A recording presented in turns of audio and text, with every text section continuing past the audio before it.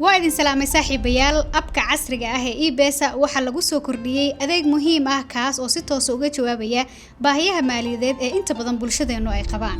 Dabcan iyadoo eBesa ay ka duuleyso horumarinta iyo casriyeynta nidaamka maaliyadeed ee dalkeena, waxa ay hadda ku soo kordhisay adeeg muhiim ah oo la yiraahdo Saving Groups ama Ayuto, kaas oo ah ayuutadii soo jireenka ahayd ee weligeedba ay dadkeenu isticmaali jireen oo hadda laga dhigay qaab digital ah isla markaana hufan oo amaana ah oo la isku halayn karo.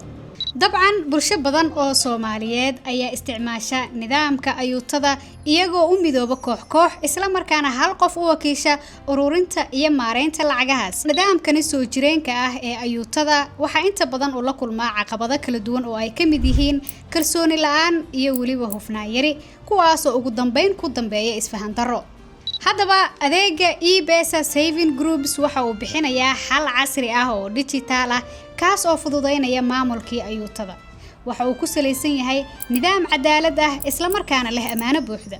adeegan waa mid fursad siinaya kooxaha ayuutada sida inay doortaan maamulka kooban 3 qof, inay si joogto ah ula socdaan dhaqdhaqaaqooda lacageed, iyo inay ayuutadooda ku maareeyaan si sahlan oo ammaan ah isla markaana digital ah.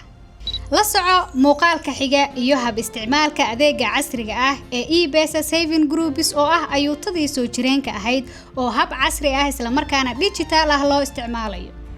eBesa goob kasta iyo goor kasta.